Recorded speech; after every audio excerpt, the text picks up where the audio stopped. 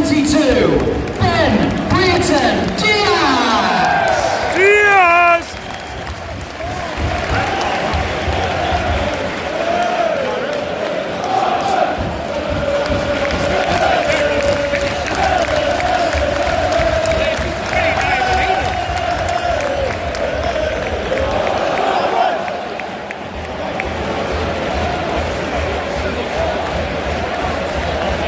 And the owner of Volvo TS61HEN, TS61HEN,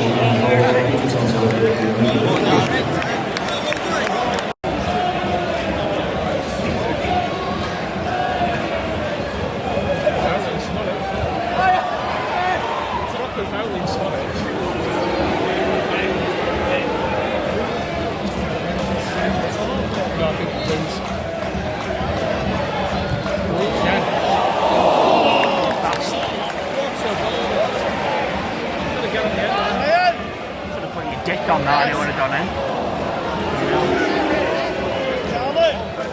It's a good ball. Oh, you bastard. Oh, fucking hell. You should have scored that.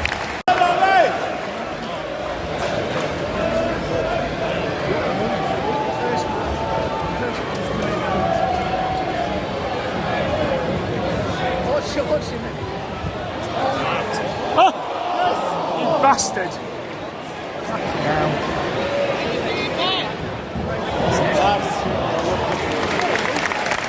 Let's go again!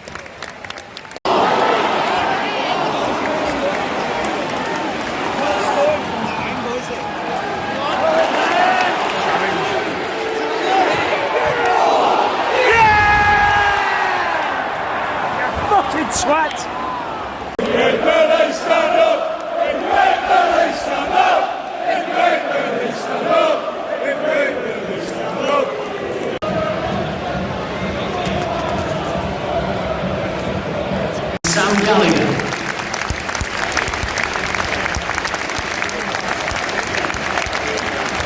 Is 16, Scott Walton.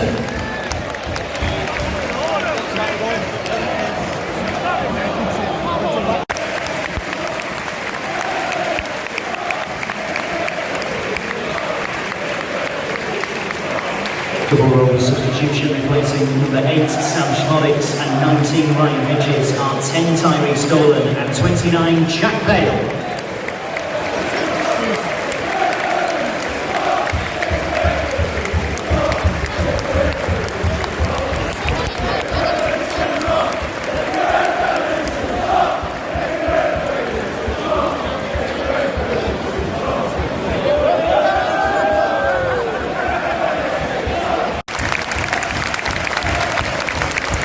Huddersfield substitution replacing number 25 Jakob Wards, 9 Jordan Roberts.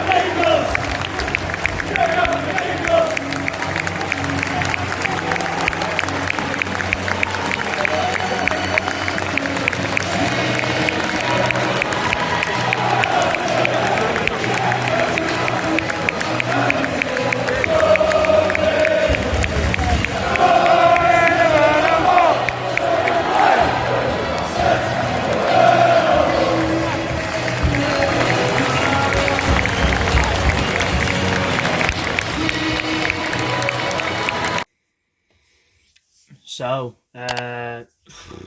another very much squeaky bum time home win, to be honest. You know, I think it could be argued Sunderland at home, we rode our luck a little bit, Birmingham at home, we certainly rode our luck, and today, wasn't a great sight to see it towards the end of the game, to be honest. They didn't really threat the goal much, in all honesty, but they come very close a couple of times to potentially putting the ball in the back of the net. I think Kaminsky only actually had to make one save. Maybe, well, no, actually, there was a few, but there was one real kind of chance where I think it's Danny Ward just shoots and thankfully puts it straight at him. If he puts it anywhere else, it's a goal. But yeah, very much rode our luck today, to be honest. Well, you could say rode our luck, but I mean, it was quite clearly the game plan. We come out like a house on fire the second half, to be fair. I don't know how we didn't score one of the chances we had right at the start of that second half, but, from the last 30 minutes, it was a case of, right, let's shut up shop, do what we do at home, and see out the win. We can't grumble too much. This isn't a team that's going to be smashing teams week in, week out. We just don't have that good a team on paper to be doing that, in all honesty. So, where we can squeak 1-goal, 2-goal wins at home, we need to be doing so, and seeing them out like we've done today. At the end of the day, a win's a win. I was saying at half time, I thought it would have been a good statement of intent to, go on and beat Huddersfield 3-4-0 today. After the Burnley result, obviously, going in our favour, go into that Burnley game full of confidence, knowing that Burnley have just been smacked 5-2, their 2 goals, coming from Sheffield United's mistakes, not through their own doing. So, I would have liked that. I mean, if we'd have grabbed a goal at the start of the second half, we could have very well went on to do that, or, like we've seen, we could have, sat back and kind of at 2-0 and took the win and took the points, seen it out as we do at home. But I would like to have thought that at home to the worst side in the league, we would have gone on then and tried to beat them 3-4-0. Boost the goal difference a little bit, but also a statement of intent. But no, good. I mean, a decent result, and a result at the end of the day, but not a terribly brilliant performance by any means. But again, you're not going to play well every week, and if you're not playing well and getting 3 points, you can't complain, can you really? There were more than a few moans and groans in the crowd. Ultimately, this is the worst team in the league who we've played today. And, we did sit off and allow them to have the ball, knowing really that they can't really do much with it. But ultimately, you would be kind of wanting second in the league to be putting the worst side in the league to the sword, so to speak. But this is the Championship and anyone can beat anyone, and ultimately Huddersfield are a bit of a bogey side for us, so I'm glad that we've done the business today, because this could have been a real banana skin. But ultimately, before these 3 games, I looked at them and I said, I'd take 6 points right now, and we have took 6 points from those 3 games. Getting the Hull away result was a big result. Coventry, in my mind, at that point was a free hit. We did the business at Hull. A side that is down there, but ultimately it's not an easy place to go. It's a hostile atmosphere. We go to Coventry, obviously a bit of a free hit, like I said, obviously a poor performance, like a really poor performance, which,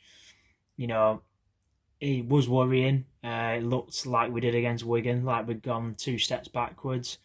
But, we've come back home today, and first half we looked all right. And second half, could have quite easily grabbed a couple goals at the start of the second half, but then obviously we shut up shop after we couldn't get the goals. But we've took 6 points from 9 points. We get a result against Burnley. I'd take a draw right now, in all honesty. They would be very upset with that, I'm sure. Taking a point at home, they definitely fancy themselves to win, you would think, being top of the league and whatnot. But take a draw and it suddenly looks like a really good run of 4 games we've went on. You take the rivalry aside, this is top of the league we're going to on Sunday, and I shall be there. But yeah, you've got to take a point right now if you could. So yeah, I mean, we're 2 points behind them now. We win on Sunday, we go top of the league, and I think people just need to remember that. To be honest, I think, you know, we can complain that in some of the games we haven't been competitive, like Coventry, like Wigan, you know, just to name a couple. Pretty much all of the away losses, bar one or two, really, we haven't really been competitive in. Even looking back at like Cardiff and whatnot, just really dire games, to be honest. But we find ourselves second in the league with a squad that has no right to be there, to be honest. With a coach that's only been in the job, got appointed in June, was it? Maybe even later. Didn't have a whole lot of time to work with these players, and is now second in the league going into, you know, the Derby game. But after that, he's got a month to work with these players, and we should, you know, we'll either be second or third, something like that. Even if we lose against Burnley, we're going to drop down to third or fourth. Like, you know, what more could you ask for from this man? Yeah, the performances haven't been there every week, but you look at Swansea away, we've beaten Swansea 3-0. You know, we went their away last season with Tony Mowbray, it was bloody dire. We lost 1-0 against 10 men Swansea. You know, at home, Watford away, brilliant. Watford at home, rather, absolutely brilliant performance. Boss from the beginning to end. Rotherham at home, beat them 3-0.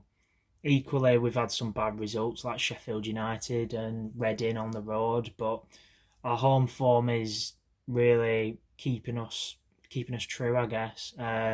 You just have that feeling that as soon as we take the lead, we're just not going to chuck it away. As much as, you know, in the moment today, I was, you know, getting worried with the 1-goal lead. This side just will not chuck a lead away, it seems. And if we grab the first goal at Burnley, I genuinely believe we will hold on to it, because that's what these boys do. On the other hand, if Burnley were to score first, you know, it seems like the game may as well be over at that point for us. It does seem like, and, you know, it's there to be seen. We concede first, we just lose, and if we score first, we win. So it's all about who gets that goal, really. The first goal on Sunday, if there is a goal, obviously, but you would think there would be. And let's hope it's a Rovers goal, because if it is, I do really fancy our chances to go on, win that game, and go into the World Cup top of the league. And wow, wouldn't that be a statement? Because I don't think anyone would have really tipped us for that. Even Rovers fans would have tipped us to be going into the World Cup top of the table. I don't think anyone would have. You know, even the most optimistic Rovers fans, everyone was saying this is a transition season. Everyone was saying mid-table finish. And yeah, it could end up finishing mid-table, but there's nothing to show me so far that it can. Yeah, we're a bit inconsistent, but we've got the home form consistency. We've got, you know, a good group of lads who are only going to improve with this month off, you would think, when JDT is going to employ more of his philosophy, surely, and drill it into them, and just work with the boys. And hopefully, you know, after that month off, we can see more of Dak, get him back up to speed with that month off and whatnot. And I think it's just really exciting for Rovers fans. Exciting times ahead for sure, if you ask me. Second in the league, sniffing down the leaders, Burnley's neck, and can only get better for me. So yeah, onwards and upwards, and let's go to West Ham away, put in a good account of themselves, put the second team out. Absolutely no reason to risk first team players, in my opinion. Yeah, we may get done in if we put our second team out, but I don't think West Ham are going to put too good a team out, you would think. If we scab a result, then, you know, that's only going to do the camp some good, beating West Ham on the road. Not an easy fixture by any means, but let's just make sure all our boys are ready and raring to go for Burnley away. The hardest game, a lot of them, probably all of them, will have played, to be honest, other than maybe Diaz in some of those Chile games, playing against Argentina and whatnot. But I'd say for 90% of those lads, probably the hardest games they're ever going to have to play in. First versus second, Lancashire derby, going to be an absolutely hostile atmosphere. And yeah, make sure to stick around and subscribe. because you're not going to want to miss that vlog for sure. So hope you guys enjoyed this one. Leave some comments, obviously leave a like button if you enjoyed, and yeah, let's hope for a good result on Sunday and watch out for the vlog.